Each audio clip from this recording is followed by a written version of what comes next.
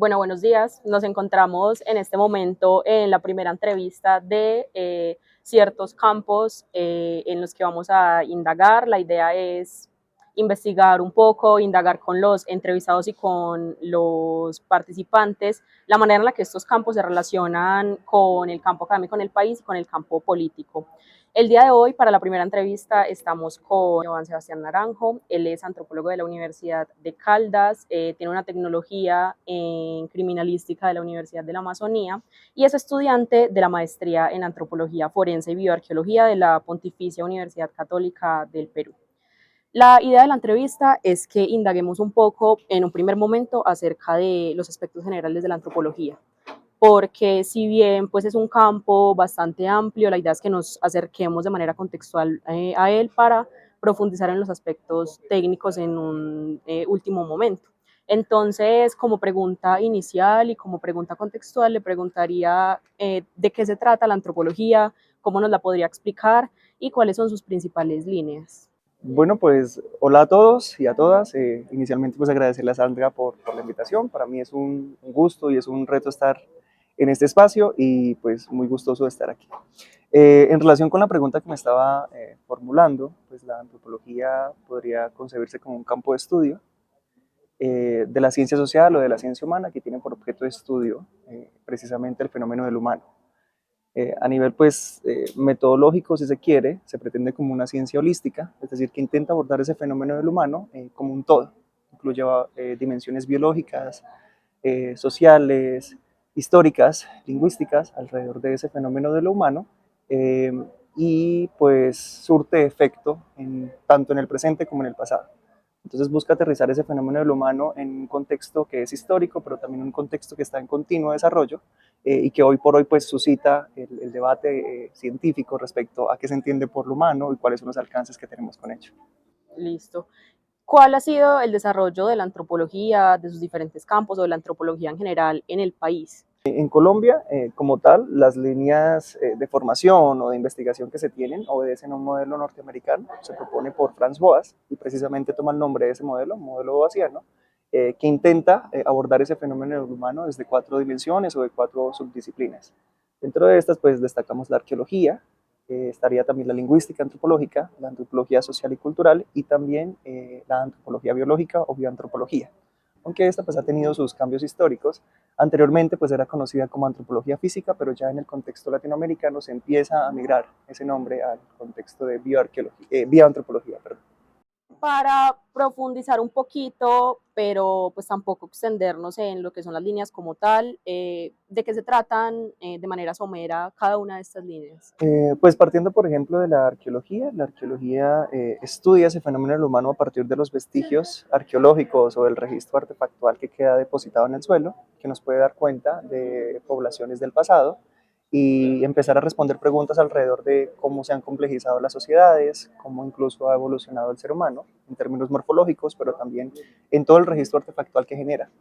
muy a grandes rasgos, ¿no? La lingüística antropológica pues tiene ya como vehículo de estudio el lenguaje, la lengua y el habla y todas las posibles dimensiones que han cambiado. Nada más podemos pensar en los cambios que ha tenido en el aparato fonador, por ejemplo, en el ser humano, pero también responde a las variaciones que existen a nivel lingüístico, a nivel de semántica, incluso de las mismas palabras, de contextos que pueden variar de un escenario a otro. Para el caso de la antropología social y cultural, pues entendemos el ser humano como alguien que está inserto en una cultura, en unas dinámicas organizacionales, situacionales, de civilizaciones incluso, y pues nos ha permitido responder a distintas preguntas respecto a cómo se comporta, cómo es la convivencia en sociedad, distintos fenómenos sobre la salud, la alimentación, percepciones respecto a las cosmovisiones, por ejemplo, y esto pues es un campo muy amplio en términos pues también investigativos. Y ya centrándonos un poco en la bioantropología o en la antropología biológica, pues tiene por objeto de estudio la variabilidad biológica humana y fundamenta sus bases en la teoría evolutiva. Entonces nos empezamos a preguntar por qué somos diferentes en términos biológicos, pero también en términos genéticos, y cómo eso es la respuesta propiamente a fenómenos circunstanciales, estamos hablando de dinámicas ecológicas, por ejemplo, o incluso pues los distintos mecanismos evolutivos que han permitido conocer al ser humano como lo tenemos en la actualidad y cómo este puede variar a nivel intrapoblacional. Ya respecto a esto último y entendiendo que pues su campo con base a la tecnología y a la maestría que está realizando es la antropología forense, ¿de qué se trata un poco este campo y cuál es la importancia del mismo en el país? La parte, digamos, esta parte de la antropología forense se ubica en la parte de la antropología aplicada, de la antropología biológica, y tiene que ver con tomar los conocimientos de algunas de las líneas que tiene la antropología biológica. Dentro de estos podemos destacar la osteología humana como el principal vehículo de interés para poder comprender fenómenos de desaparición, por ejemplo. En los casos, pues, nos interesa la identificación humana en algunos contextos, pero también surte efecto con otras ciencias como la genética, para dialogar un poco respecto a métodos de identificación que sean de carácter fehaciente y demás. Entonces, la antropología forense, por definición, toma conocimientos propios de la antropología biológica, de la arqueología y de la antropología social y cultural para la resolución de problemas de índole médico-legal o también para la búsqueda humanitaria. O sea, hay que de pronto establecer como una diferencia dentro de esos enfoques, y es que la búsqueda humanitaria tiene como fin último la identificación de toda persona que desaparece en el marco de hostilidades, pero también en los casos de desastres masivos o de accidentes masivos, que pues da cuenta, digamos, de fenómenos pues muy complejos respecto a la identificación. Y para el caso médico legal, el fin último también implicaría no solo la identificación de los implicados, sino también la judicialización o establecer una responsabilidad penal para la persona que esté acusada, o en este caso que sea sospechosa, como se suele decir, de la comisión de algún delito que se encuentre tipificado en la norma. En este contexto, pues, de la antropología forense, estamos hablando de figuras penales como la desaparición forzada, como el homicidio directo o incluso pues todos sus agravantes, dependiendo también del contexto de la misma práctica mortuoria, si se quiere. Listo. Lo interesante de esta subdisciplina de la antropología es precisamente la lucha social y política y el papel fundamental que cumple en la interdisciplinariedad y también en la manera en la que se relaciona para cumplir un papel fundamental no solo intelectualmente, sino como usted lo decía, judicialmente. Y en el contexto colombiano en el que pues, la violencia ha sido una característica para el país,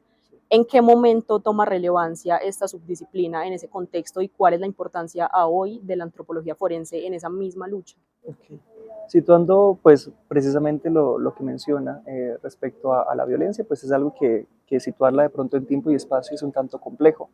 pero dependerá mucho de los alcances también que pueda tener el fin último de la identificación o de la judicialización. ¿Y a esto a qué me refiero? Que el fenómeno de la violencia como tal, si bien es algo que es actual, tiene un devenir histórico muy amplio y que se remonta incluso a los inicios evolutivos del ser humano. Y en Colombia específicamente toda la época de contacto, por ejemplo la época de la República, la consolidación de estos escenarios pues también fueron marcados por la violencia. Sin embargo, pues los fines últimos de estos pues no podríamos establecer procesos de identificación precisos, porque en el caso de la época de contacto estamos hablando de comunidades pristinas acá, y también este proceso, digamos, de colonización en el escenario colombiano. Entonces, pues también son episodios de violencia, pero el alcance de la antropología forense no llega a este punto, sino cuando se intente lograr una plena identificación cuando hay personas asociadas o que reclaman, digamos, el proceso de identificación, o también cuando se busca establecer una responsabilidad penal para alguien que esté implicado. Entonces, por ejemplo, judicializar a un español, ¿cierto?, no tendría un alcance, por lo que, digamos, vamos a situar el periodo de la violencia como un punto de partida, y es que pues el hito de la violencia tiene que ver con esta disputa entre liberales y conservadores que nos ha permitido situar de pronto temporalmente y también espacialmente lo que fueron esos primeros fenómenos o esos rezagos de la violencia. Entonces, dentro del alcance podemos situar esto como una posibilidad para rastrear el alcance que podría tener el antropólogo forense y cómo se ha mutado la violencia, porque a partir de esta análisis contextual o histórico, pues podemos mirar el devenir y la transformación que ha tenido el mismo conflicto, pues derivando en grupos insurgentes, contrainsurgentes, y las nuevas modalidades de crimen organizado, que también es una puesta en escena de las necesidades de formar profesionales en esta línea, pues porque no toda persona que desaparece lo hace dentro del margen del contexto de la desaparición forzada, en el entendido del conflicto armado, sino también estas nuevas dinámicas de crimen organizado. Entonces, pues son algunos de los alcances que podría tener, y esto pues está muy atravesado por todos esos contextos políticos y sociales en los que se sitúa la violencia. Respecto a eso último que usted dice, me parece interesante indagar acerca de si es adecuado o no categorizar a las personas como víctimas o victimarios, entendiendo esta dualidad en el marco del conflicto o de la violencia, o bajo qué contextos o limitaciones podríamos hablar de uno o de otro.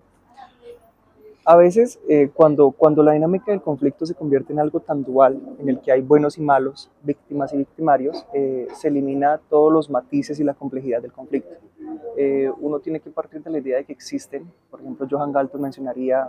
una suerte de violencia estructural que puede ser como el punto de partida para rastrear las condiciones contextuales que pueden motivar de pronto algún tipo de conducta de violencia.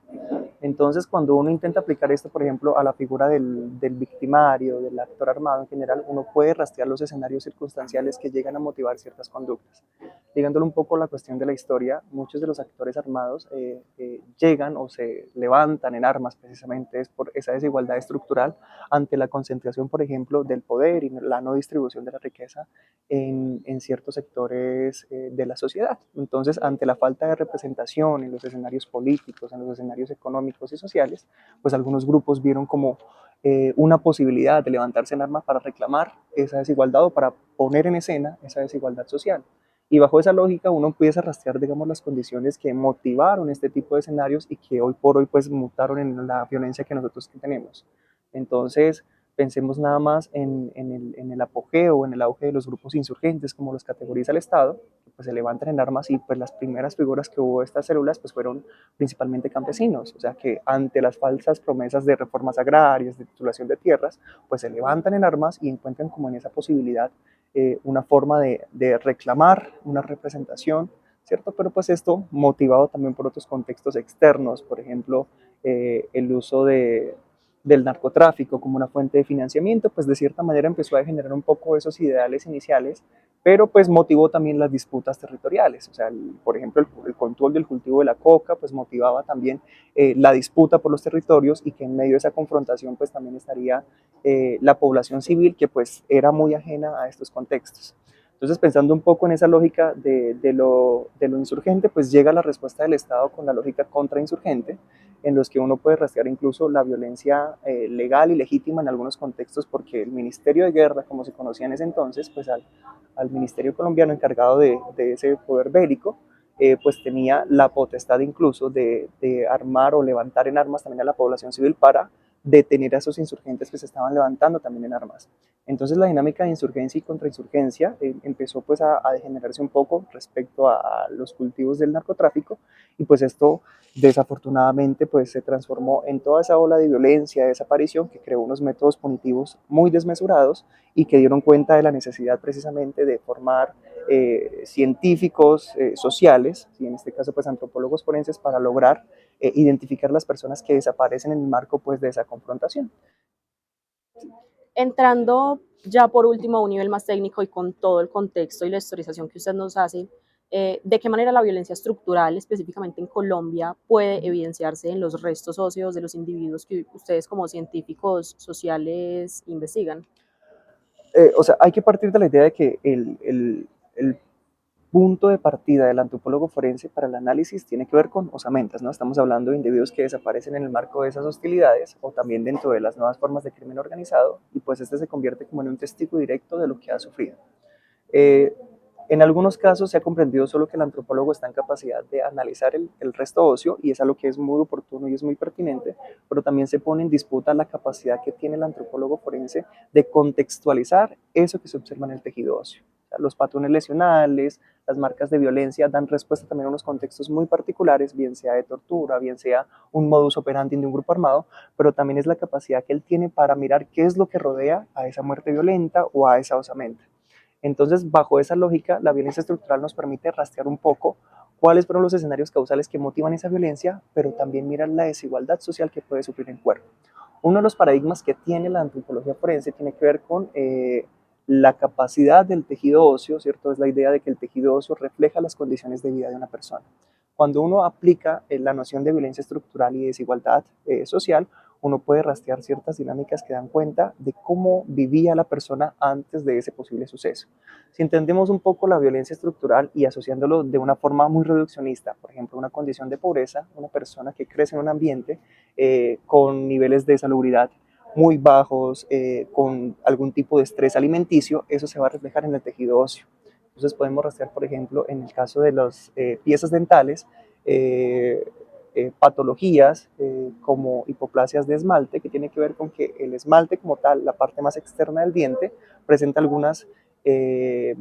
líneas que tiene que ver con que sufren episodios de estrés la persona que está desarrollando pues, la pieza dental en sí. Y esto obedece a que la calidad nutricional pues, no contaba con una buena alimentación para ese caso. Pero también asociado también a patologías metabólicas, por ejemplo, en algunos casos, el déficit de una buena calidad nutricional pues, se puede ver también en el estrés óseo. Entonces, uno puede rastrear de forma, obviamente son patologías en algunos casos para diagnosticarlas de una forma de pronto muy inespecífica, pero se puede rastrear bajo las condiciones pues, de la baja salubridad. Estamos hablando, por ejemplo, del raquitismo, la hiperostosis porótica también, por ejemplo, o también la crimorbitalia. Entonces, son algunas, digamos, presencias de cambios en la estructura ósea que puede dar cuenta y uno puede pensar o puede hacer hipótesis de que esta persona tenía algún tipo de estrés nutricional asociado también a esa desigualdad social. Y es que no todas las personas pues, en el país envejecemos de la misma manera, no todas tenemos los mismos trabajos y eso también, por ejemplo, se va a ver en el tejido óseo. No es lo mismo el crecimiento de una persona que crece en el campo precisamente con las labores de la tierra y el estrés óseo se va a ver muy marcado en sus estructuras óseas, es algo que se conoce como actividad entésica o entesopatía, y es muy diferente cómo esta persona, digamos, en su desarrollo va a generar un registro óseo muy diferente comparado a una persona que vive en la urbe, ¿cierto? Y que tiene un diferente tipo o modo de vida. Entonces, cuando uno tiene esa información contextual de qué cuerpo se encuentra, en qué contexto se encuentra, uno tiene la posibilidad de establecer ciertas nociones o hipótesis alrededor de lo que se encuentra en el cuerpo, no solo por la violencia directa, que es algo muy importante respecto a los patrones lesionales, sino también el registro anterior que tiene que ver con esa violencia estructural o esa información contextual que nos pueda situar. De hecho, alrededor de eso mismo, cuando uno piensa en los patrones mortuorios de los grupos armados, da cuenta también de la construcción que hace el actor armado respecto al cuerpo.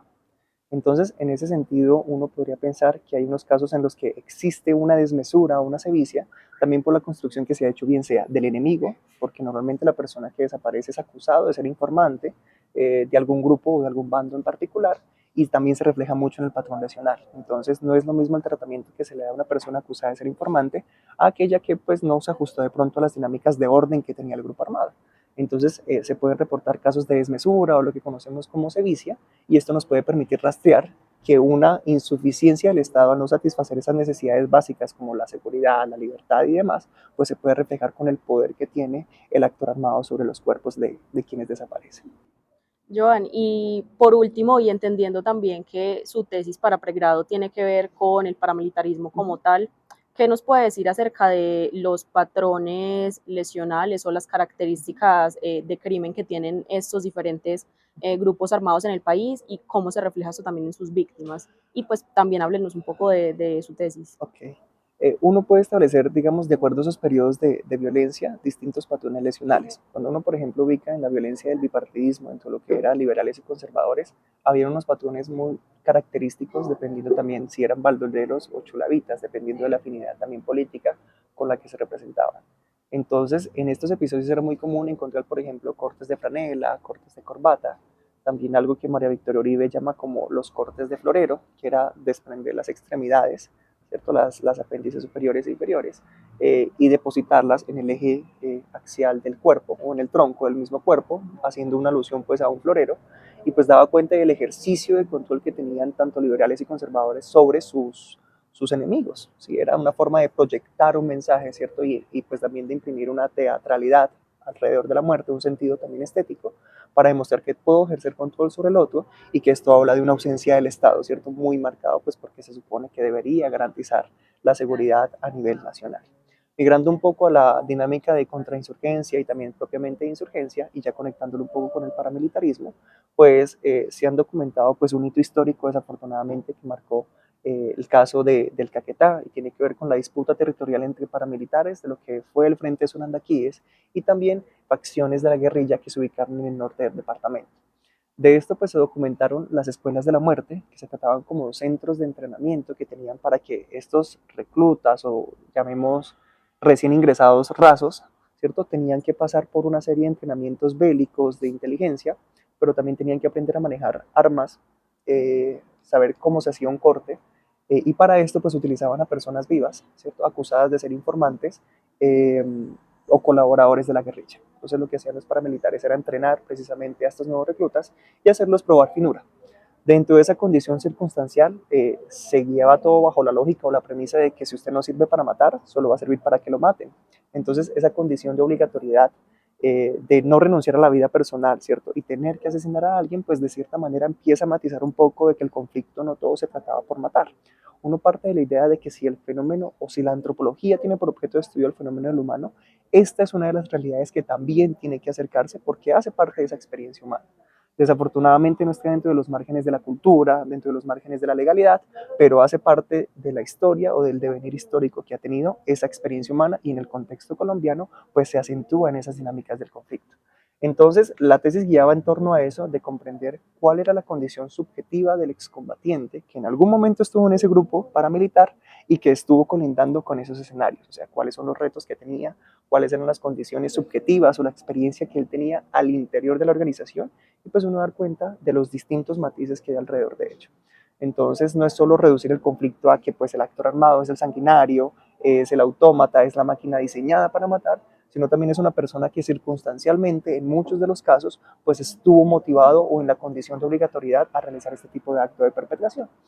Entonces, bajo esa lógica, si bien no se trataba de justificar los actos de maldad, lo que se proponía era directamente acercarse a esa experiencia humana y poder comprender de que en algún momento cualquier persona bajo esas circunstancias podría estar inmerso, ¿cierto?, en esa condición de llegar a perpetrar o de asesinar a alguien. Entonces, eso permitió explorar mucho la lógica del paramilitarismo y ampliar la lista, porque cuando uno tiene de fuente de información primaria al actor armado, se convierte en un escenario muy oportuno para reconstruir la otra versión de los hechos. O sea, no de parte de las víctimas, que es algo que yo aclaro es muy importante, sino también conocer la figura del actor armado dentro de ese margen del conflicto. Entonces, hay algo muy interesante que incluso lo propone María Victoria Uribe, y es el hecho de que cuando uno solo ve al actor armado desde el escenario jurídico, uno tiende a cometer el error de capturar el pasado solo en hechos punibles. Entonces, en actos de perpetración, en actos de desaparición, y no se entiende la condición subjetiva o la información contextual que oferta, digamos, la posibilidad de trabajar con ellos. Y que es una información muy privilegiada, porque cuando se trabaja con excombatientes que ya pasaron por su filtro jurídico, a veces es más sencillo trabajar con ellos fuera del estrado, fuera de ese contexto jurídico, y existe con más naturalidad a la hora de reconstruir los hechos e incluso pues obtener información respecto a sitios de interés forense o dinámicas de desaparición y demás. Entonces esa tesis pues permitía conocer esos patrones lesionales, conocer esa experiencia subjetiva y acercarnos al actor armado desde otras aristas. Y Joan, por último, ¿cuáles son los mayores retos, las limitaciones, pero al mismo tiempo la importancia fundamental que tiene la antropología biológica y en especial la forense en el país? ¿O usted de qué manera lo evidencia? Claro, digamos, tenemos uno de los grandes retos que está propiamente con el trabajo técnico, que es el proceso de identificación humana, y es que el antropólogo forense, en la parte aplicada, lo que busca estimar es un perfil biológico, ¿cierto? Estimar variables como el sexo, la estatura, la edad, una posible filiación ancestral o una ancestría, pero también todas las actividades que tenga el tejido óseo, o sea, hacer como una reconstrucción osteobiográfica, como se suele llamar también, y eso puede incluir también patologías, traumas y toda la información que nos dé cuenta de rasgos que nos permitan individualizar a la persona y posteriormente pues, contribuir con el proceso de identificación. Entonces, dentro de esos retos está que los métodos que se utilizan para estimar ese perfil biológico o para hacer esa reconstrucción osteobiográfica, pues está supedita a métodos externos. O sea, no tenemos unos métodos propios y hoy por hoy lo que se intenta hacer es tratar de refinar o adaptar esos métodos externos a la población colombiana, porque partimos de un paradigma de que somos muy diferentes entre poblaciones. Nada más en Colombia nosotros tenemos un gran reto porque no es lo mismo la morfología que tiene un individuo del sur de Colombia a uno que lo tiene del centro de Colombia y a uno que lo tiene en el norte de Colombia. La morfología, la variación que existe en el tejido óseo, que está mediado por presiones geográficas, ecológicas, alimenticias, cambia mucho en la disposición que tiene el mismo tejido óseo. Entonces, dentro de esos retos está pues refinar, ¿cierto? Refinar esas metodologías que se ajusten a cada una de las condiciones de las poblaciones colombianas, pues porque el conflicto desafortunadamente pues ha extendido en todas las rincones casi que de Colombia. Entonces eso hace que se exija o se requieran de métodos que se adecúen a esas dinámicas. Además de que pues en Colombia otro de los grandes retos que se tienen en la parte aplicada de la antropología forense es que la formación especializada es muy reducida. Solo algunos pregrados cuentan con cursos de antropología forense,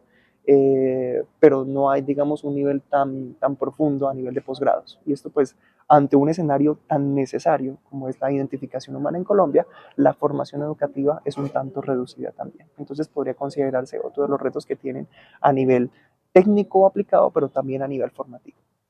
No, Joan, pues le agradecería muchísimo por aceptar la invitación, también por el trabajo que está haciendo y por vislumbrar un poco todos los aspectos fundamentales de la antropología, que incluso en las ciencias sociales parece ser un área y un campo que parece aislado, también por esa cientificidad que ha adoptado a partir de lo forense. Pero muchas gracias por la invitación y muchas gracias también por lo que está haciendo.